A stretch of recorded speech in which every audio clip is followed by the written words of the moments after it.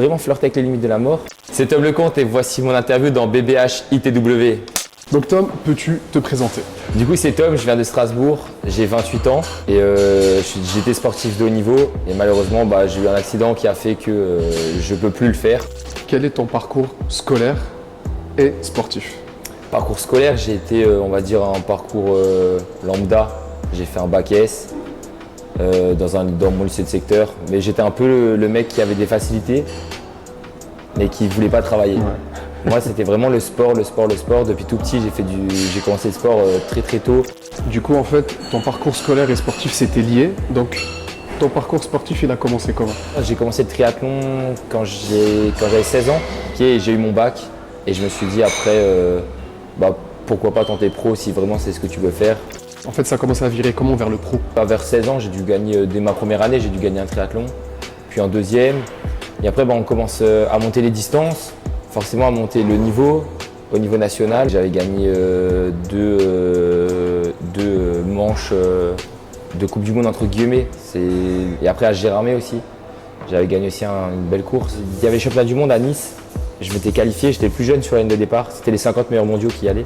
J'aurais pu viser le top 5, voir le podium. Donc tu étais lancé dans ton parcours sportif et tu as eu un premier accident. Et ouais, j'ai eu un accident 4 mois avant les championnats du monde, 5 mois avant. Et je me suis fait renverser par une voiture, enfin pas renverser mais elle était en face et elle a tourné devant moi et du coup ça m'a stoppé net. Donc j'ai eu quand même eu quelques fractures, 18. J'ai le genou complètement luxé aussi, il a fait un L. C'est la cervicale le plus grave parce que du coup ils m'ont expliqué qu'elle a pété et elle s'est arrêtée à 1,5 mm de la moelle épinière et si en gros elle percutait la moelle épinière, c'était tétraplégie. Parce que Tom, suite à une telle épreuve comme ça, est-ce que, c'est une question simple, mais est-ce qu'on voit la vie d'une autre manière? J'avais du mal à réaliser les choses et je prenais pas le temps de savourer l'instant présent. Par exemple sur les compètes, même quand je gagne à Lanzarote le 70.3, je rentre et le seul truc que je pense c'est ok cool, je me suis qualifié au championnat du monde à Nice dans un an, il faut que je sois sur un podium. Tu pensais en fait direct à la prochaine épreuve? Donc j'ai même pas savouré ma course, alors que j'avais fait quand même un super truc. Je pensais déjà la course dans un an. Et alors que maintenant je vis trop l'instant présent parce que c'est con, mais tu sais pas quand ça s'arrête ta vie. C'est clair. Si ça se trouve, ça s'arrête demain. On sait pas, si ça se trouve, c'est ma dernière interview, je sors, donc il faut profiter. Maintenant, j'arrive beaucoup plus à savourer l'instant présent. Comment tu as rebondi en fait après cette épreuve-là? Alors, forcément, il y a les proches, ça joue quand même les proches. Et nous, je sais qu'on a une famille ultra soudée, ils ont direct été là, il n'y avait aucun souci. Après, il y a la force de caractère. Je pense que j'ai toujours été quelqu'un de très hargneux. Quand je veux quelque chose, je l'ai. Je me démène pour l'avoir. Déterminé en fait. Ouais, déterminé de ouf. Donc après ce premier accident, comment tu as repris ton parcours sportif? Vu que je suis parti en centre de rééducation à Cap-Breton, j'ai fait des belles rencontres. Et le problème, c'est que je suis jamais sorti, moi. J'ai pas vraiment eu de vie de jeune, entre guillemets. J'ai direct fait du sport. Et du coup, là, je me retrouve, centre de rééduc, je commence à sortir. Je commence à découvrir vraiment la vie de jeune. Et j'étais dans un état dépressif. Et je sortais 5 jours sur 7. Ça a duré 8 mois, un bon 8 mois. Je sortais en fait. Mais je sais pas pourquoi je sortais. Parce que j'étais un zombie. En fait, c'est comme mon corps, il était là. Et mon âme, elle était ailleurs. Ouais, elle était ailleurs. En fait, j'avais plus aucun sens dans ma vie. Je traversais la vie parce qu'il fallait vivre, il fallait se lever le matin. Mais t'avais aucun but en fait, aucun objectif, rien, juste survivre. J'avais rien, ouais c'est ça.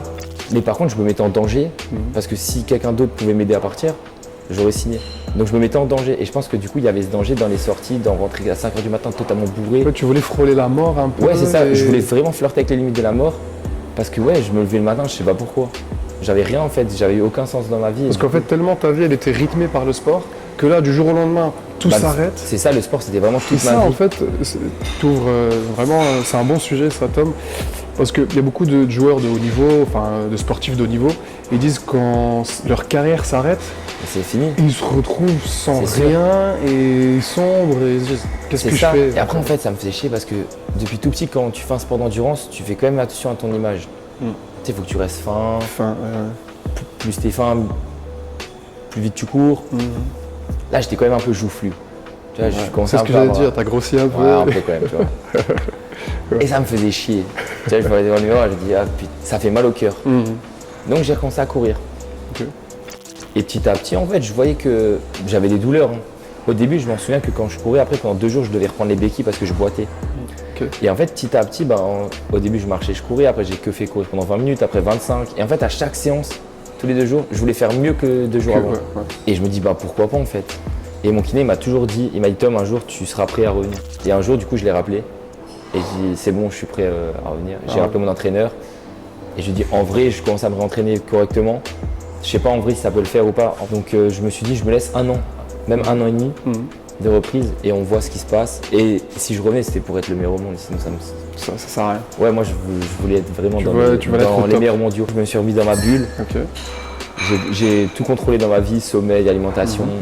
Mais ça, et du coup, en fait, donc tu as repris. Ouais, j'ai repris, j'ai fait une première course à Lanzarote, du coup, celle que j'avais gagnée. Et en vrai, je finis 10, 11, mais 3 mois après, je refais les championnats d'Europe. Et pareil, je finis 9 ou 10. Et là, encore plus de promesses. Il y avait beaucoup de. Là, niveau course à pied, je match avec celui qui gagne. Et donc là, je savais que j'allais revenir. Et j'étais même encore meilleur qu'avant. Je courais plus de 100 km par semaine. Le genou, rien. Donc je savais que j'allais revenir encore plus fort qu'avant. J'étais vraiment sur un nuage parce que je me dis c'est bon, maintenant c'est. C'est reparti. En fait, même aux entraînements, on a les données maintenant. C'est plus comme à l'époque. Ouais, t'as les stats et tout. On a les stats. Ouais. Et là, ça a montré que j'étais meilleur qu'avant. On voyait que t'évoluais. Ouais, vraiment. Et là,